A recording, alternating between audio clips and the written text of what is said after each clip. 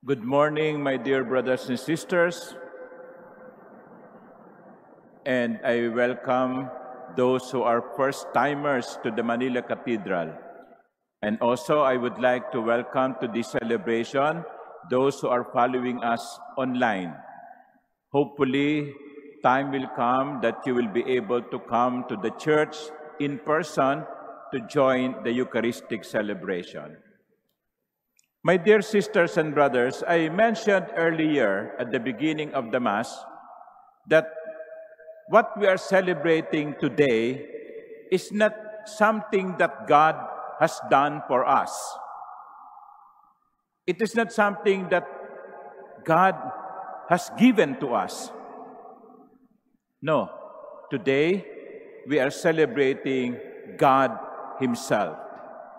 And it is taught to us, it is revealed by Jesus that this God, one God, has three persons, the divine persons, the persons of the Father and the Son and the Holy Spirit. These are not three gods, but one God sharing in one divinity, as Father, as Son, and as Holy Spirit.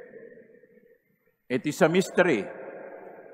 So, wag niyong alugin ang inyong utak sa pag-iisip paano mangyayari yung isa'y tatlo. We will never be able to understand the mystery of the Trinity, perhaps only when we reach heaven. And so, my dear sisters and brothers, this morning, in this reflection, let us ask, what do we celebrate? What do we celebrate in the Holy Trinity? Well, first of all, we celebrate, it is a celebration of uniqueness. We celebrate uniqueness. Sa Tagalog, katangi-tangi. So ang pinagdiriwang natin ay pagiging katangi-tangi ng Ama at ng Anak at ng Espiritu Santo. The Father is not the Son. The Son is not the Father.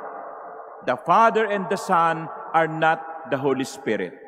There are three distinct persons in one divinity. They are unique. They are unique to each other. Just like you and me. And therefore, this celebration of the Trinity, this celebration of uniqueness, is also or should be a celebration of our own uniqueness. Iba ako sa inyo. Iba kayo sa akin. Ang bawat isa sa atin ay katangi-tangi. There is no other person in the world like you, like me. Even our fingerprints, they are distinct. Kaya nga, hindi ba sa mga identification processing, sa biometrics, you use your fingerprint because your fingerprint is different from mine.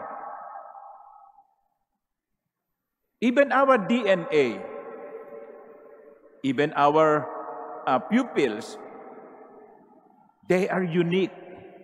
You are unique. I am unique. Let us celebrate our uniqueness. Alam nyo kasi, ang problema sa atin, we always compare ourselves with others. Kinaiinggitan natin yung ating kapwa. Sana mas maganda ang kulay ng balat ko kaysa sa katulad niya. Sana maputi ako. What is wrong with being maitim? Hindi naman nakakahiyang maging maitim. Ayaw mo, advantage mo, hindi ka kita sa dilim, Okay, kung maputi ka, kitang-kita ka, So, let us celebrate our uniqueness. At wag nating susumbatan ang iba na iba sa atin. Wag nating pagtatawanan yung iba na iba sa atin. Igalang natin ang ating pagiging katangi-tangi. Because you see, when we copy other people, who will copy us? Kung ginagaya natin ang iba, mayroon bang gagaya sa atin? Huwag nating ikumpara ang ating sarili sa iba. Huwag nating gayahin ang iba. Maging unique tayo. So today, we celebrate the uniqueness of the three divine persons, the Father and the Son and the Holy Spirit. They are unique. But also, it is a celebration of community. It is a celebration of communion. What does it mean? The distinct Father and Son and Spirit share in one divinity. They are in communion with one another because they are sharing in one divinity. The Holy Trinity is a celebration of community. And you see, my dear sisters and brothers, our uniqueness is what we contribute to the community.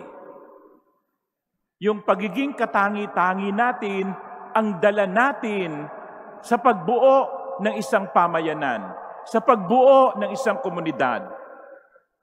Katulad din po yan ng dessert nating halo-halo. No, foreign tourists among us here, no, do not leave the Philippines without having halo-halo. Okay? During summer, paborito natin yan, halo-halo. You know, halo-halo can be a representation of the Trinity. Why? Because of the uniqueness. Yung kaong, hindi yun ang munggo. Ang munggo, hindi yun yung beans. Yung beans, hindi yung langka. Yung langka, hindi siya yung ube. Yung ube, hindi siya yung gatas. Yung gatas, hindi siya yung yelo. Alam ko, nagtutulo ng laway ninyo, no? Dahil sa description. But you see, pag sila'y pinaghalo-halo, no? Dala ng langka ang kanyang pagiging langka, dala ng munggo ang kanyang pagiging munggo, dala ng ube ang kanyang pagiging ube, bumubuo ito ng isang masarap na dessert, ang halo-halo. Imagine, kung ang lahat ng laman ng halo-halo ay langka, o kaya ay puro munggo, o kaya puro yelo, o puro kayo gatas, wala kang halo-halo, meron kang milkshake. You see, that is the celebration of community. We contribute to the formation of the community by bringing our own uniqueness. Kaya nga, nakabubuo ng isang komunidad sapagkat yung bawat isang bumubuo nito, dala ang kanyang pagiging katangi-tangi. You see, even in our families, in your families, there is uniqueness in there. There's the Father, the Son, the Mother, the children, sons and daughters. You don't have a family if you only have fathers. You don't have a family if you only have mothers. The family is formed by the different members forming it. Ang problema, kaya nagkakagulo ang pamilya, ang lahat gustong maging tatay. Ang lahat gustong maging nanay. Yung mga anak, kung umasta, parang magulang. At yung magulang, hindi kumikilos bilang nanay at tatay, inaasa sa mga anak. A family is a reflection of the Trinity because in the family, there is uniqueness, and in that uniqueness, there is formed a community. So that is the second thing that we celebrate. We celebrate uniqueness, we celebrate community. But the third is, the Holy Trinity is also a celebration of mission. Mission. Alam ba ninyo kung bakit tayo nilikha ng Diyos? Bakit niya ginawa ang mundo? Bakit niya nilikha ang tao? Isa lang ang dahilan. Nag-uumapaw ang pag-ibig sa Diyos. God is love. And there is an abundance of love. Gusto ng Diyos na ibahagi niya ang pag-ibig na ito. Kaya lumikha siya. Nilikha niya ang mundo. Nilikha niya ang mga tao upang ang kanyang pagmamahal ay merong puntahan. Upang ang kanyang pagmamahal ay merong tumanggap. So, it is a celebration of mission because mission is being sent, being shared. Ang Diyos hindi na kontento sa kanyang sarili, kundi mula sa kanyang pag-ibig, umagos ang pag-ibig na ito sa kanyang mga nilikha. At ang kanyang mga nilikha ang nagse-celebrate, ang nananagana sa pag-ibig na ito ng Diyos. That is mission. Whoever we are, whatever we have, it is not meant only to be ours.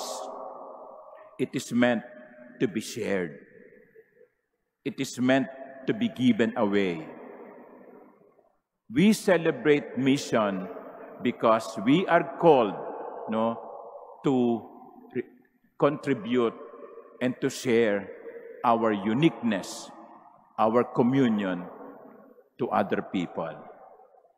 So, simpleng paliwanag. Ano ang ipinagdiriwang natin sa umagang ito? Anong ipinagdiriwang natin sa kapistahan ng isang tatlo, the Holy Trinity? Ipinagdiriwang natin ang ating pagiging katangi-tangi. Ipinagdiriwang natin ang ating pagkakaisa. At ipinagdiriwang natin ang ating tawag sa pagbabahagi. A celebration of uniqueness, a celebration of communion, a celebration of mission. All these three, when we respect all these three, we give honor to the most Holy Trinity. Amen.